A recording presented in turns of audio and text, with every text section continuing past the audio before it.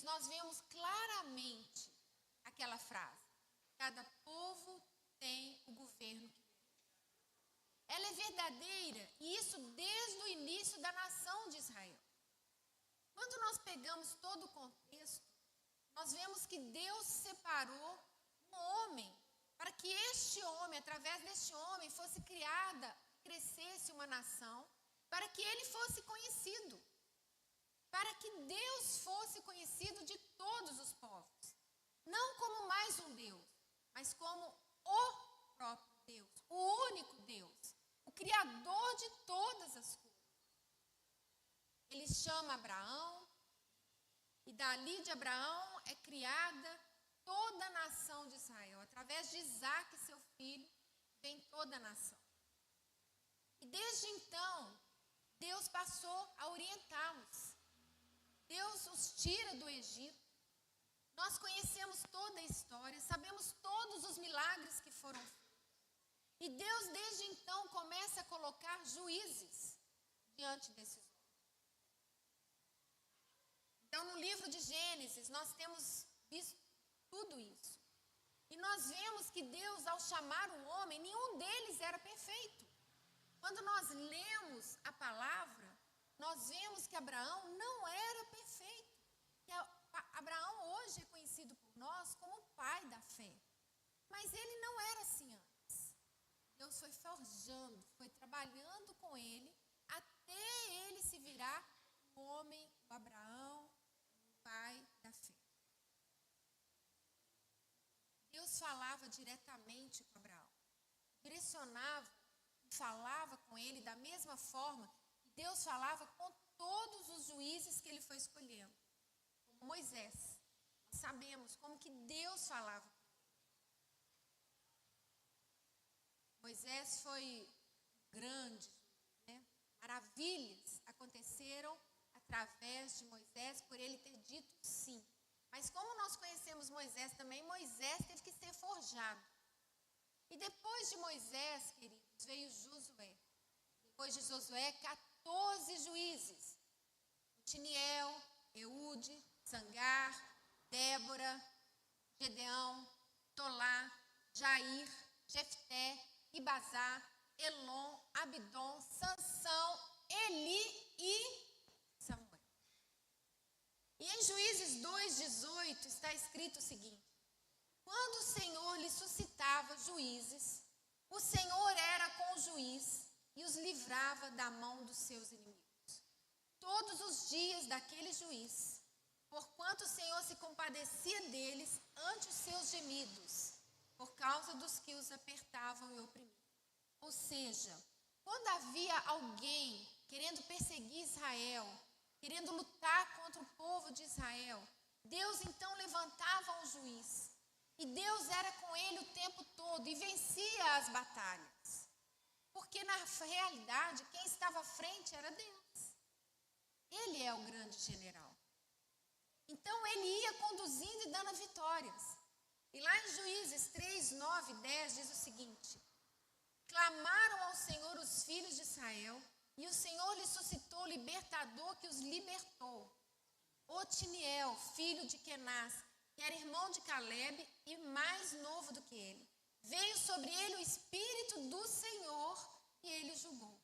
Ou seja, cada juiz, o Espírito do Senhor vinha sobre eles e eles tinham a sabedoria, o conhecimento para governar aquele povo.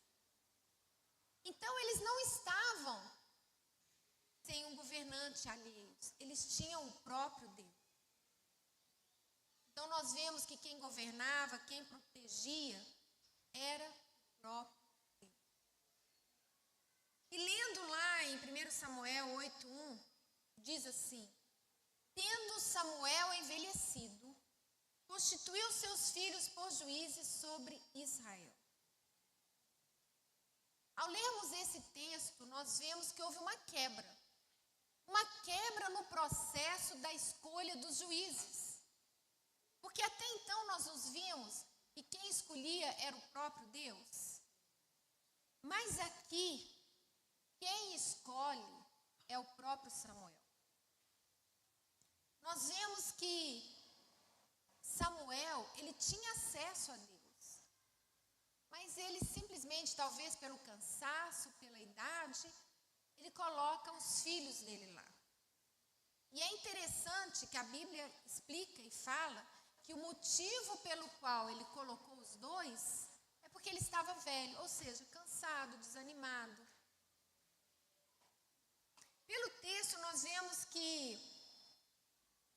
Samuel coloca os filhos dele lá, mas ele não dá assessoria, ele não acompanha, ele não está junto. E queridos, algo que nós aprendemos aqui é que como líderes, seja de ministério, seja na nossa casa, seja na empresa, aonde nós nós temos que preparar pessoas para nos substituir. Nós não podemos, às vezes acontece muito aqui na igreja, um irmão está no ministério e simplesmente ele chega para o líder e fala, estou saindo. Mas ele não preparou alguém para o seu lugar. Nós precisamos preparar, porque se você sai, fica um desfalque, o outro vai ficar sobrecarregado. Então nós temos que ter isso no coração. Na nossa empresa, onde nós trabalhamos, no emprego, nós não podemos simplesmente sair, chegar para o patrão, estou indo embora. Não, nós precisamos, olha, eu estou querendo sair da empresa, e eu queria preparar alguém, você tem alguém para eu colocar? Para eu passar o serviço, para eu passar tudo? Geralmente é assim. Mas Samuel não pensou dessa forma. E ele não estava lidando com qualquer coisa. Ele era o representante de Deus ali. Era ele que governava o povo. E simplesmente ele coloca os filhos dele ali. E como consequência das atitudes erradas de Samuel em primeiro lugar, de depois dos seus filhos, os anciões se reúnem, junto com o povo, com certeza que chegaram até ele, e chega até Samuel e diz assim, olha, você já está velho, seus filhos não seguem os teus caminhos, não seguem seus princípios, seus valores, então nós queremos um rei. Por quê? Eles ficavam olhando para as outras nações e queriam o que as outras nações tinham.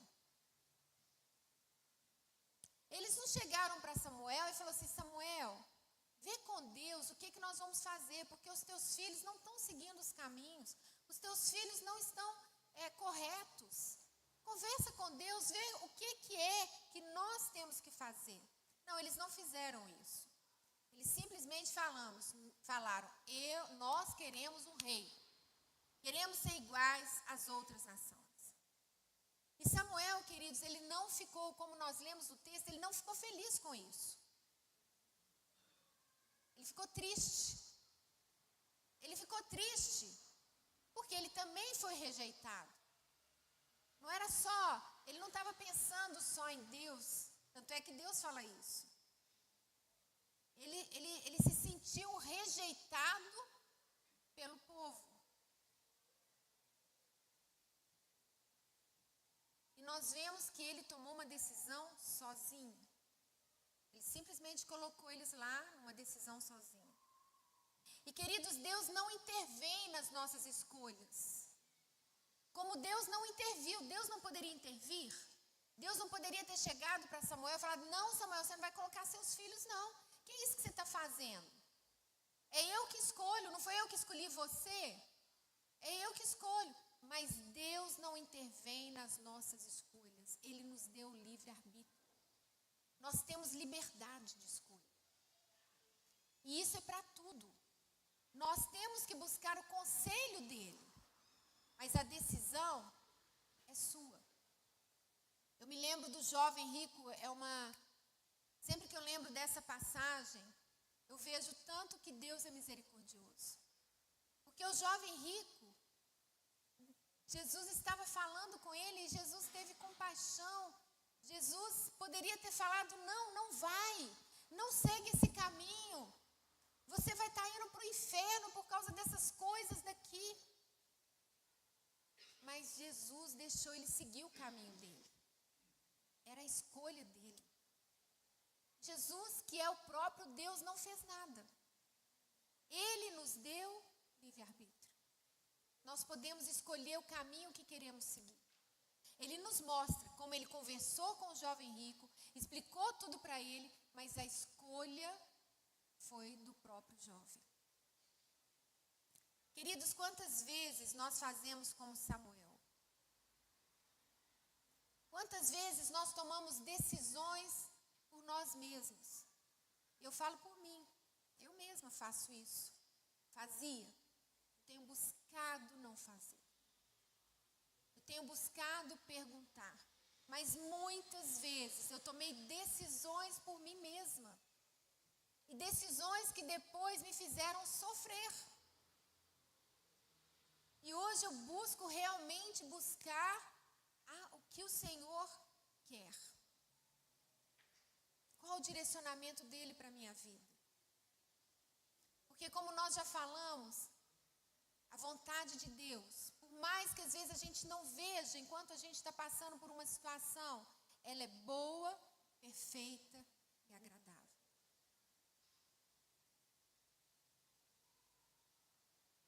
Quantas vezes, e eu falo por mim,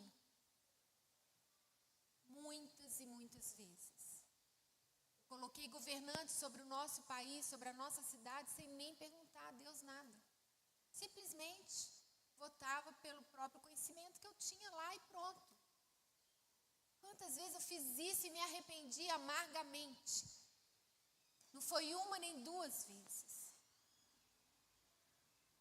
Este, querido, é o momento para a gente orar, para a gente buscar.